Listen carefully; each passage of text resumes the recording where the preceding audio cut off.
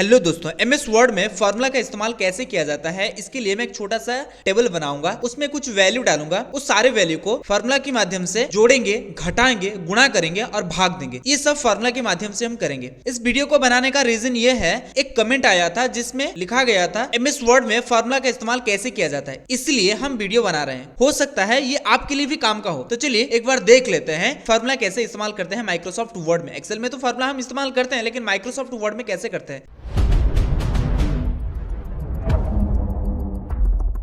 पहले छोटा सा टेबल इंसर्ट करेंगे। टेबल इंसर्ट करने के लिए हमें जाना है इंसर्ट टैब पर और यहाँ पे देखिए टेबल का एक ऑप्शन है।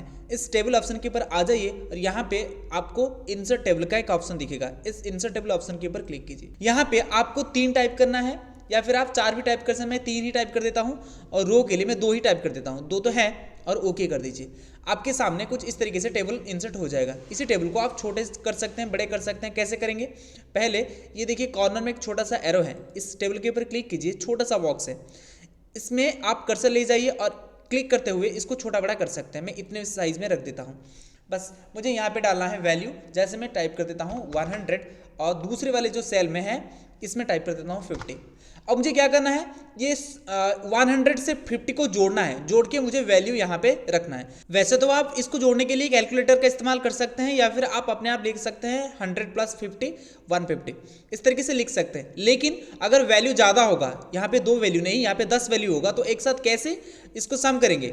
इसको सम करने के लिए फार्मूला चाहिए। तो फार्मूला के लिए आपको जाना है, ये देखिए जैसे टेबल के ऊपर क्लिक करेंगे, टेबल इंसर्ट करके टेबल के ऊपर क्लिक करेंगे, आपको टेबल टूल्स दिखाई देगा। यहाँ पे आप चले जाइए लेआउट टैब पर, लास्ट वाले सेल के ऊपर क्लिक कीजिए। उसके बाद ही इस फार्मूला वाले ऑप्शन के ऊपर क्लिक कीजिए। ये देखिए अपने आप सम लिख दिया है, इक्वल लगा के सम लिख दिया है, सम टाइप कर दिया है और ब्रैकेट में लेफ्ट को टाइप कर दिया है। क्योंकि मेरा जो कर्सर है वो राइट साइड में है, लेफ्ट को जितने भी वैल्यू होंगे सारे वैल्यू का सम निकाल के यहाँ पे आ जाएगा। ये फॉर्मूला अपने आप टाइप हो गया है, आपको ओके करना है। ये देखिए 150 आ गया। अगर आप इस तरीके से नहीं करना चाहते हो, आप अपने हिसाब से फॉर्मूला लगाना चाहते हो, तो एक काम कीजिए, आप कंट्रोल के साथ, ध्यान रखिएगा, अपने कीबोर्ड में कंट्रोल के साथ F9 को प्रेस कीजिए। जैसे ही प्रेस करेंगे इस तरीके से कुछ एरो फील्ड इंसर्ट हो जाएगा। इक्वल लगाएंगे और टाइप करेंगे SUM। ध्यान रखिएगा SUM ये फंक्शन होता है, एक्सेल का फंक्शन होता है। सम फंक्शन जोड़ने के लिए हम माइक्रोसॉफ्ट वर्ड में भी वही फंक्शन यूज कर सकते हैं। शिफ्ट प्रेस करते हुए आपको ब्रैकेट लगाना है और टाइप करना है LEFT। ध्यान रखना है लेफ्ट टाइप करना है, क्योंकि आप जहां पे फॉर्मूला टाइप कर रहे हो उसके लेफ्ट में ही आपका कुछ वैल्यू है। लेफ्ट में जो भी वैल्यू है वो सारे वैल्यू का सम निकल कर आ जाएगा। शिफ्ट प्रेस करते हुए ब्रैकेट को क्लोज कीजिए। एंटर नहीं लगाना है, ध्यान रखिएगा एंटर नहीं लगाना है, आपको वही F9 लगाना है। इस बार कंट्रोल के साथ F9 नहीं, वही सिंगल F9 लगाना है। F9 लगाएंगे तो ये अपने आप 150 आ जाएगा। इसी तरीके से आप जोड़ सकते हैं। अगर आप घटाना भी चाहते हैं तो काम कर सकते हैं, इसको हटाइए। अब दोबारा आप कंट्रोल के साथ F9 लगाएंगे और इक्वल लगाएंगे। ये 100 है, आप 100 टाइप करेंगे माइनस और ये जो 50 है इसको टाइप करेंगे और F9 लगा देंगे तो ये अपने आप कैलकुलेशन होकर आ जाएगा। अगर आप इस तरीके से भी नहीं करना चाहते तो एक काम कीजिए, जितने भी कलम है, कलम क्या है, ये 100 जो है ये A कलम है, ये 50 जो है B कलम है। अगर आपको एक्सेल में नॉलेज है तो आपको जरूर पता होगा ये जो कलम है ये A कलम, B कलम, C कलम, इस तरीके से कलम होता है। और जो रो होता है ये 1 2 3 4 ऐसे करके रो होता है। रो मतलब हॉरिजॉन्टल लाइन होता है और कलम जो होता है वो वर्टिकल लाइन होता है। मतलब 150 ये सब कलम है और 100 और जो ब्लैंक है ये सब रो है। मुझे क्या करना है, जितने भी कलम है वो सारे कलम को ABCD ऐसे करके नाम देना है और जितने भी रो है उसको 1 2 करके नाम देना है।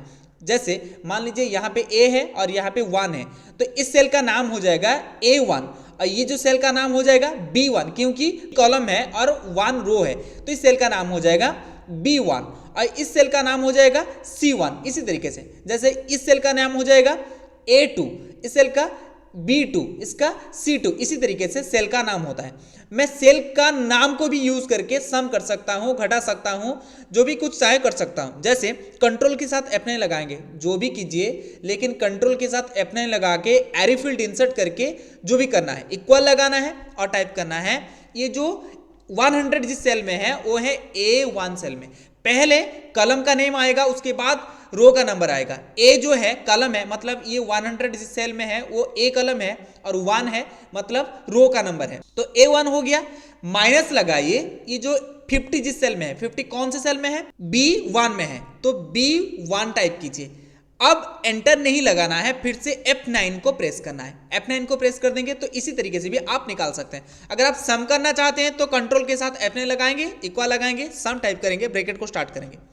ये जो 100 है, इस सेल का नेम क्या है? इस सेल का नेम है A1।